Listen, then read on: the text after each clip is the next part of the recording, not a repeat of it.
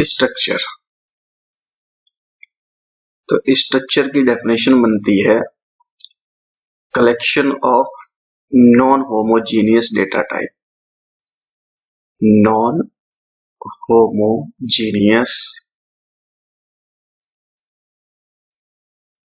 Data type.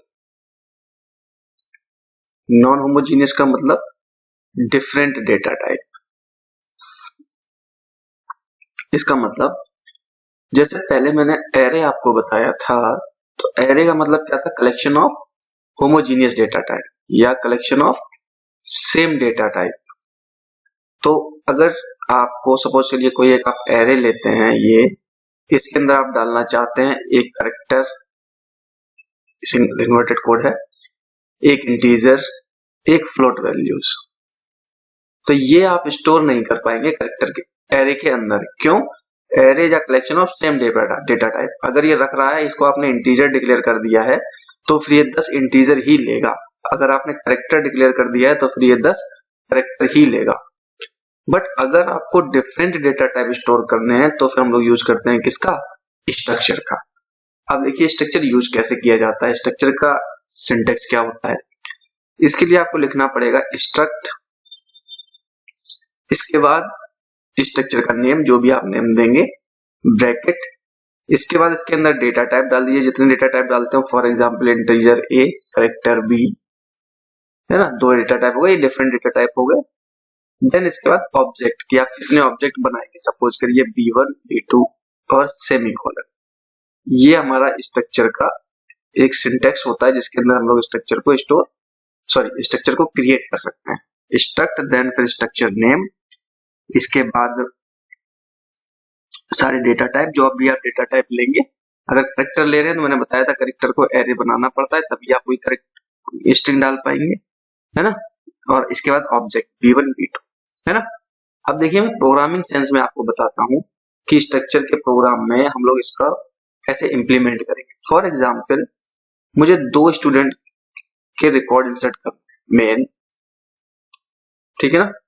सबसे पहले main बनाया, मेन बनाने के बाद मुझे 2 स्टूडेंट के रिकॉर्ड अगर इंसर्ट करने हैं तो हम पहले तो डिक्लेयर करते हैं स्ट्रक्चर। स्ट्रक्ट मैंने लिखा स्टूडेंट नाम से, STRUCT, struct student.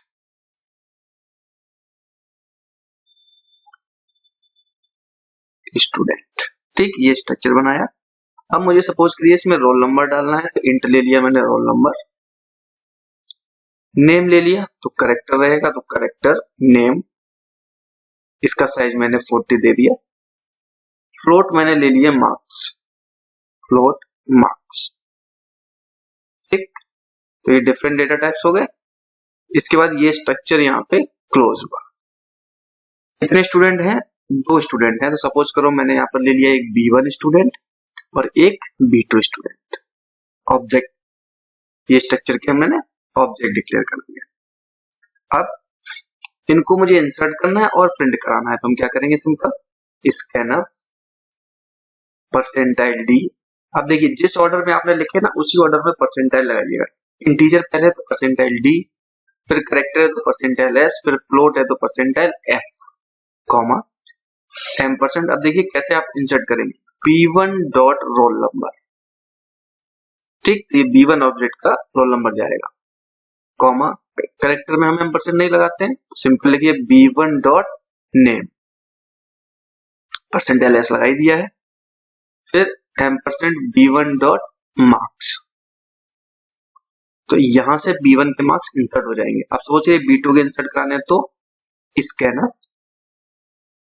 Percentile D, percentile S, percentile F, %। अब लिख दीजिएगा B2 dot roll number, comma B2 dot name, comma %B2 dot marks.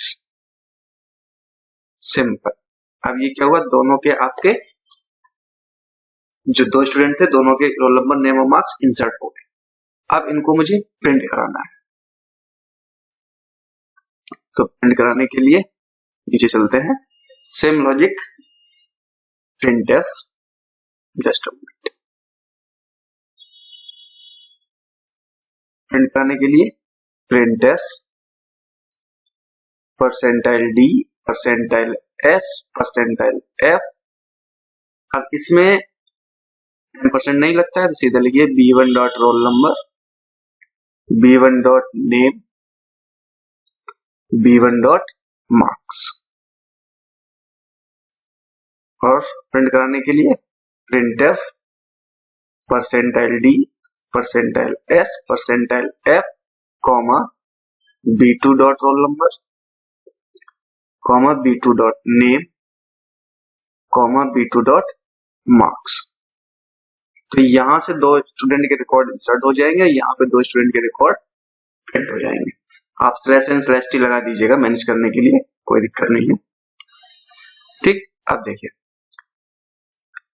ठीक, अब देखिए इसका मेमोरी एलोकेशन कैसे होता है। अभी इसका एरे भी बताऊंगा मैं। इसका जब मेमोरी एलोकेट करते हैं, जैसे सपोज करिए आपने B1 स्टूडेंट लिया, इसके 3 डेटा टाइप थे, रोल नंबर जो कि इंटीजर है, नेम एक कैरेक्टर है, और मार्क्स जो कि फ्लोट है। तो आपको पता है कैरेक्टर 1 बाइट लेता है, इंटीजर 2 बाइट लेता है और फ्लोट 4 बाइट लेता है। तो इसका मेमोरी एलोकेशन इस तरीके से करेगा, यहां पर आ जाएगा B1 dot roll number, B1 dot name, ठीक, फिर आ जाएगा B1 डॉट मार्क्स। तो ये कितना हो जाएगा टोटल स्पेस 4 2 6 1 7 बाइट स्पेस ये लेगा। ठीक, तो इस तरीके से इसका मेमोरी एलोकेशन किया जाता है। अब देखिए, अगर अभी मैं यहाँ पर 2 स्टूडेंट के रिकॉर्ड इंसर्ट करा रहा था, यही अगर n नंबर ऑफ स्टूडेंट हो, क्योंकि बार बार अगर 10 स्टूडेंट हैं तो हम बार बार B1 B2 तो लिखेंगे नहीं, तो हम सिंपली यहाँ पर एरे लगा लेंगे। ठीक, अब एरे कैसे लगाएंगे, मैं देखिए इसी प्रोग्राम में यहीं पर ही आपको बता देता हूँ चेंज करके कि आप कैसे यूज करेंगे। ये जो है ये चीज रिप्लेस हो जाएगी इस तरीके से B ऑफ 100 या 10 जो भी आप करें, और ये semicolon as it is, B1 B2 की जगह ये एरे बन जाएगा। और जो आप प्रिंट स्कैन अप कर रहे हैं ना, ये लाइन कैसे रिप्लेस हो जाएगी, किससे, एक फॉर लूप चल जाएगी। आपको यहाँ पर एक फॉर लूप लेनी पड़ेगी इंट आई, ठीक, स्ट्रक्चर से पहले, मेन के बाद और स्ट्रक्चर से पहले। For i equal to 0, i is less than n, तो इससे पहले आप n को इंसर्ट करा लीजिएगा कि कितने स्टूडेंट के रिकॉर्ड आप डालना चाह रहे हैं, percentile D comma m percent n। अब आप 5 डालेंगे तो 5 स्टूडेंट जाएंगे, 4 डालोगे तो 4 स्टूडेंट जाएंगे, i प्लस प्लस। तो यहाँ पर कैसे लिखेंगे, scan of percentile D, percentile S, percentile F, सब कुछ सेम रहेगा, कॉमा, अब यहाँ कैसे लिखेंगे, m percent b of i, ठीक, तो B0 होगा तो B0, B1 B2, BI dot roll number, comma comma BI dot name, comma BI dot, sorry इसमें m परसेंट लगेगा, m percent BI dot marks. तो फिर ये बार बार स्कैनर लगाने की तो नहीं है, बस फिर ये लाइन इससे रिप्लेस हो जाएगी। यहाँ पर आपने n नंबर ऑफ स्टूडेंट्स कर दिए, फॉर लूप लगा दी, percentile D S F m percent BI dot roll number, comma BI dot name, comma m percent BI dot marks. Same इसी तरीके से जब आप प्रिंट करेंगे तो सेम यही प्रिंट भी ऐसे ही हो जाएगा, फॉर लूप लगा देंगे, ठीक, और इसके बाद printf statement as it is चलता रहेगा, और ये चीज बदल के क्या हो जाएगी, B ऑफ I, जैसे आप एरे एक्सेस करते हैं उस तरीके से आप एरे एक्सेस कर पाएंगे। ठीक, अभी मैं प्रोग्राम बताऊंगा तो आपको और आसानी से क्लियर हो जाएगा। तो ये रहा आपका स्ट्रक्चर। अब एक चीज और, स्ट्रक्चर से मिलती जुलती एक चीज होती है यूनियन। अक्सर क्वेश्चन पूछा जाता है कि यूनियन क्या होता है। देखिए यूनियन जो होता है सेम होता है स्ट्रक्चर की तरह, बस इसका डिफरेंस होता है मेमोरी एलोकेशन में। अब मेमोरी एलोकेशन में क्या डिफरेंस होता है, स्ट्रक्चर जो होता है, देखिए अगर आपने, सॉरी, यूनियन के लिए एक तो कीवर्ड बदल जाता है, यूनियन नाम से डिक्लेयर होगा, जैसे स्टूडेंट नाम का यूनियन बनाना है तो यूनियन स्टूडेंट, ठीक, फिर इसके अंदर आप रोल नंबर नेम इस तरीके से ले सकते हैं, integer roll number, character name, ठीक, देन फ्लोट मार्क्स। ठीक है, इसके बाद ऑब्जेक्ट भी आप ऐसे कर सकते हैं। ठीक है, सब कुछ सेम रहेगा, बस मेमोरी एलोकेशन बदलेगा। क्या स्ट्रक्चर में क्या होता था, ये 1 बाइट लेता है, ये character 1 byte, integer 2 byte, float 4 byte. तो स्ट्रक्चर क्या करता था, 7 बाइट स्पेस डिक्लेयर करता था, इनिशियलाइज करता, एलोकेट करता था। मैंने भी बताया ना आपको। अब देखिए, अगर हम यहां पर बात करते हैं, यहां पे यूनियन जो है मैक्सिमम साइज के अकॉर्डिंगली मेमोरी एलोकेट करेगा। मैक्सिमम साइज कितनी है, 4। तो ये क्या करेगा, सभी के लिए अलग अलग मेमोरी एलोकेट ना करके मैक्सिमम साइज के डेटा टाइप के लिए मेमोरी एलोकेट करेगा। ये 4 बाइट मेमोरी एलोकेट करेगा।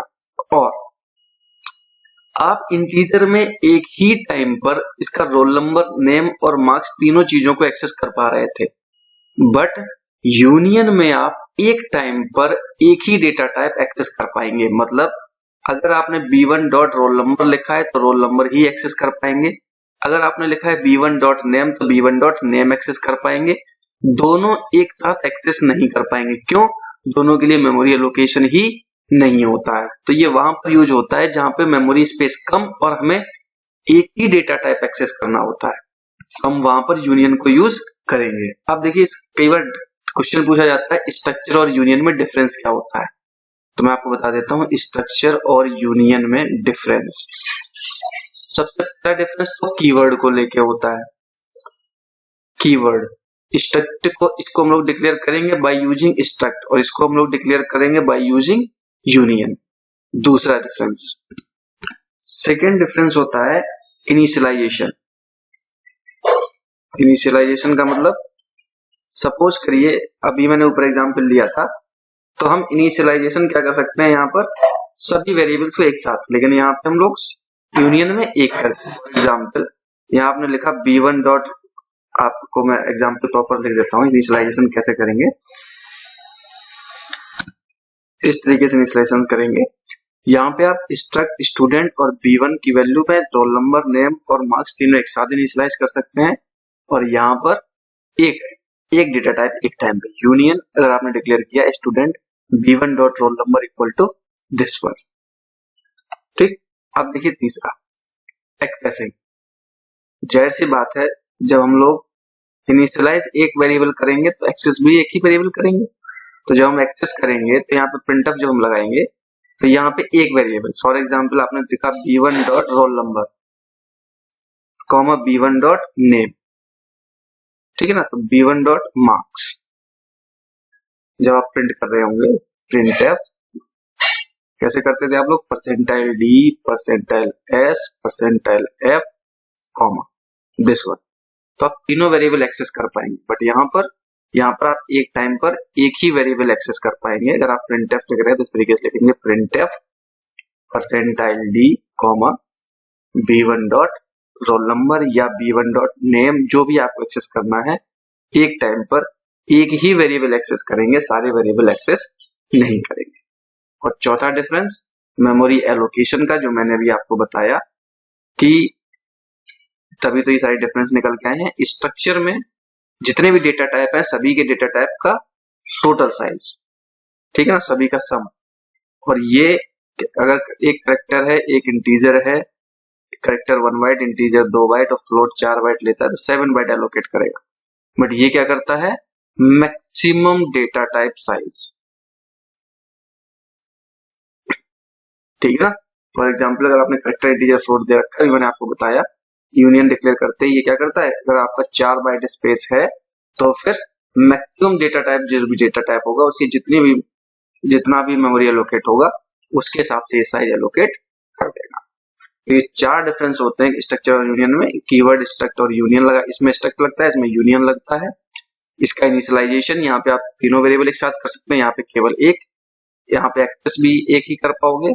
और मेमोरी एलोकेशन स्कीम, ये टोटल साइज के बराबर मेमोरी एलोकेट करता है, और ये मैक्सिमम डेटा टाइप साइज, जो मैक्सिमम वेरिएबल होगा जिसकी मेमोरी एलोकेशन सबसे ज्यादा होगा, उसी के अकॉर्डिंग साइज एलोकेट करेगा। तो ये हुआ डिफरेंस आपका स्ट्रक्चर और यूनियन में। अब देखिए इसका प्रोग्राम, मैंने आपको ये प्रोग्राम दिखाता हूँ, stdio.h ठीक है ना। स्ट्रक्चर बना दिया, इसकी साइज ले ली, ठीक है ना। ऑब्जेक्ट एन की वैल्यू इंसर्ट करा ली, roll number name marks insert करा लेंगे। मैंने एन स्टूडेंट्स के लिए प्रोग्राम बनाया है, देन प्रिंट करा लेंगे, सिंपल प्रोग्राम है। अब देखिए रन करके दिखाता हूँ। सपोज करो मैं 2 स्टूडेंट लेता हूँ। पहले स्टूडेंट का रोल नंबर डाला 1, नेम डाल दिया ABC, मैंने मार्क्स इंटीजर ही लिया है, तब सपोज करो मैंने डाल दिए 60%। फिर दूसरे स्टूडेंट का रोल नंबर डालेंगे, उसी ऑर्डर में डालिएगा जिसमें आपने डिफाइन किया है।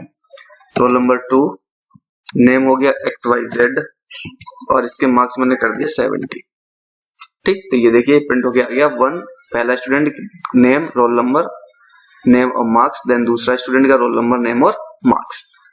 सेम कोड है, बस थोड़ा सा मैंने चेंज किया है। यहाँ पर देखिए ये मैंने परसेंटाइल T और इस तरीके से इसको चेंज किया है, परसेंटाइल D, परसेंटाइल S और परसेंटाइल F के बीच में /T लगाया। देखो ये मैंने आपको बताया था पहले, दोबारा से बता देता हूँ। अगर आपको 3 वेरिएबल प्रिंट कराने हैं तो आप इसको इस तरीके से कर सकते हैं, printf परसेंटाइल, पहला इंटीजर है, दूसरा करेक्टर है, तीसरा फ्लोट है। अगर और इनके बीच में स्पेस चाहिए तो आप यहाँ पर लगा दीजिए /T, ठीक। और अगर लाइन इसके बाद लाइन चेंज चाहिए तो यहाँ पर लगा दीजिए /T देन कॉमा लगा के फिर आगे का सिंटेक्स आप लिख सकते हैं। तो यहाँ से एक टैब का डिफरेंस मिल जाएगा और यहाँ से लाइन चेंज हो जाएगी। तो यही मैंने इस प्रोग्राम में जो मैंने अभी आपको दिखाया था, ये प्रोग्राम में मैंने किया हुआ है, /T लगाया हुआ है और लाइन चेंज के लिए यहाँ पे लगाया हुआ है, ठीक। तो इस तरीके से आपका टॉपिक स्ट्रक्चर यूनियन और स्ट्रक्चर यूनियन में डिफरेंस, ये दोनों आपके कंप्लीट हो जाते हैं। Thank you.